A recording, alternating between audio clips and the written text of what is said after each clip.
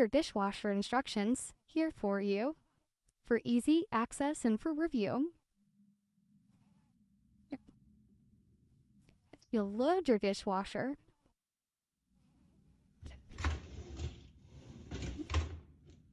You'll put in your soap here and close this.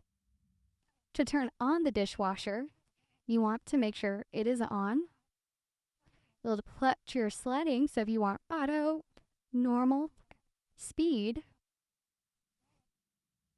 you're going to want to make sure you hit extra dry and hit start. You will close the door. The red light on the bottom will turn on, and the machine is starting.